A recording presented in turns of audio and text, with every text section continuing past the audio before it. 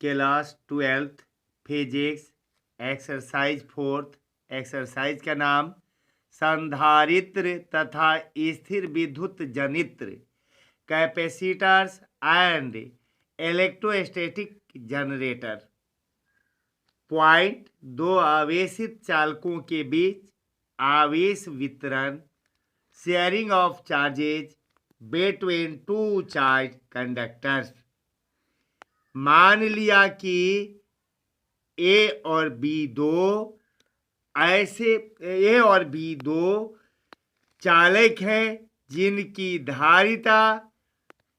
फिर से समझिए, मान लिया कि ए और बी दो ऐसे चालक हैं जिनकी धारिता क्रमशः C1 और C2 है।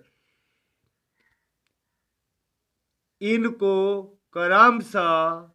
Q1 और Q2 आवेश देने पर विभव V1 और V2 हो जाते हैं, जो मैं लिख दे रहा हूं। अब चूंकि C बराबर होता है Q बटा V, इस आधार पर देखें तो C1 बराबर हो जाएगा Q1 बटा V1, या हो जाएगा Q1 बराबर C1 V1 तथा C2 बराबर Q2 बटा V2, या Q2 बराबर C2 V2। अब यदि दोनों चालकों को हम कैसे सुचालक तार से जोड़ दें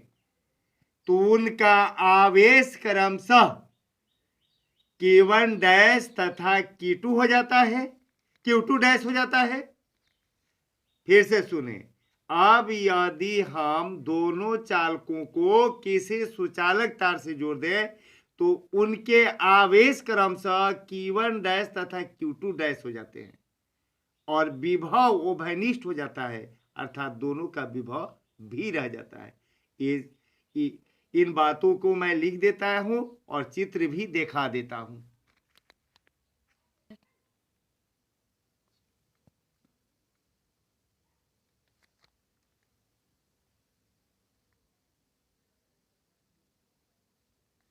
अब देखा जाए, अब देखिए, इसे अगर मैं लेता हूं तो आपको क्या होगा, यहाँ तो धारिता वही रह जाएगी C1,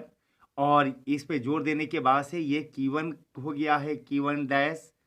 और ये V1 के जगह पर V आ गया है। और या में हम ऐसे लिख सकते हैं, या में लिख सकते हैं हम कि V, इसको हम ऐसे लिख दें, अगर त्रिया गुना कर दें तो कहा जाएगा Q1 डैश का मान हो जाएगा C1 V हो जाएगा, C1 V हो जाएगा। इसी तरीके से फिर इनके लिए हो जाएगा, इनके लिए क्या हो जाएगा, इस आधार पर हो जाएगा, ये इनका जो है इस आधार पर बदलेगा तो हो जाएगा क्या, C2, और Q2 के जगह पर Q2 डैश हो जाएगा और बाटा V2, तो V2 तो दोनों के लिए उभयनिष्ठ विभव है, तब V हो जाएगा। इसको फिर मैं ऐसे लिख सकता हूं, मैं कि Q2 डैश तिर्यक गुना करके Q2 डैश बराबर C2V। अब देखिए, यहाँ पर समझा जाए तो इस आधार, यहाँ से उठाया जाए तो देखिए V के V रह जाएगा और V बराबर हो जाएगा Q1 डैश बटा C1, Q1 डैश बटा C1। और देखिए इसी फिर V के ही बराबर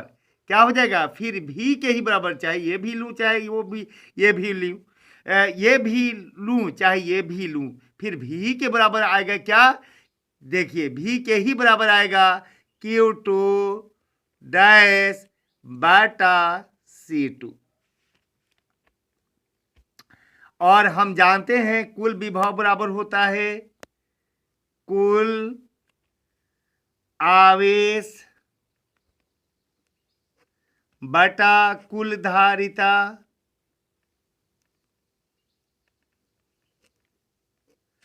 और ये कुल आवेश के बारे में हम ले लें तो कुल आवेश इसके लिए लें, पहली अवस्था जोड़ने से पहले लें तो कुल आवेश हो जाएगा Q1 Q2 अब बटा कुल धारिता तो C1 C2 और जोड़ने के बाद लेते हैं तो Q1 dash plus Q2 dash अब बटा C1 C2। अब एक बार हम क्या करते हैं, देखा जाए यहाँ हम एक बार जो है ये देखें हम कि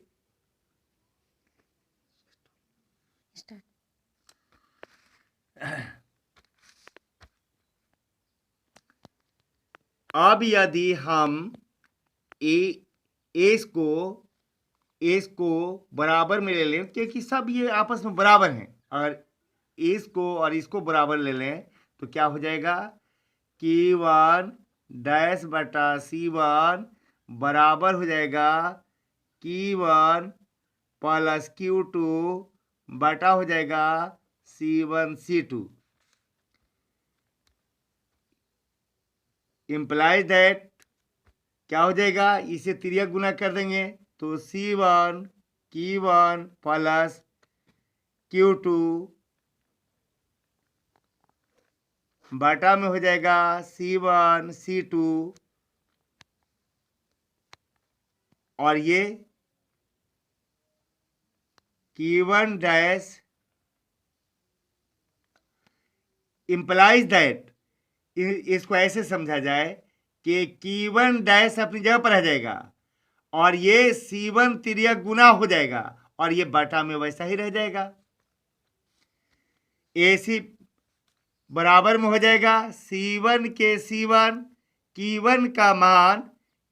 का मान यहाँ देखा जाए, Q1 का मान यहाँ देखा जाए, Q1 बराबर है C1 V1 और Q2 बराबर है C2 V2 अब बटा में हो जाएगा हमारा C1 प्लस C2। इसी प्रकार ये Q1 डैश है, ये है Q1 डैश, यहाँ 1 छूटा था मैं डाल दे रहा हूँ क्योंकि यहाँ Q1 डैश था तो यहाँ मैंने पहले Q डैश लिख दिया था, यहाँ Q1 डैश होगा। इसी प्रकार Q2 डैश बराबर हम निकाल सकते हैं, जहाँ पर C1 है वहाँ पर C2 डाल देंगे और C1 V1 plus C2 V2 बटा C1 प्लस C2 हो जाएगा।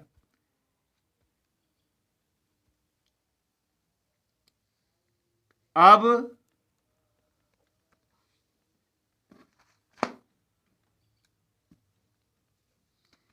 Q1 डैश बटा Q2 डैश बराबर हो जाएगा C1 डैश का मान Q1 डैश का मान है C1 into C1 V1 plus C2 V2 अब बटा इसका मान है बटा Q1 डैश का मान है C1 into C1 V1 plus C2 V2 बटा C1 प्लस C2 फिर बटा में इसका मान होगा Q2 डैश का मान होगा C2 into C1 C2 into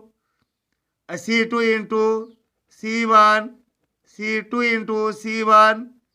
V1 plus C2 V2 बटा C1 प्लस C2 ऐसे ये कट जाएगा, ऐसे ये कट जाएगा, इसलिए Q1 डैश बटा Q2 डैश बराबर हमारा हो जाएगा C1 बटा C2। अतः आवेश वितरण के बाद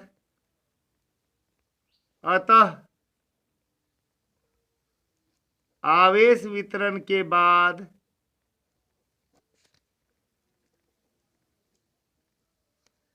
दोनों चालकों पर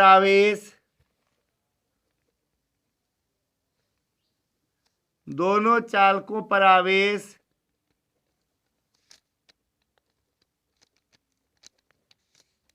उनकी धारिता के अनुपात में होता है।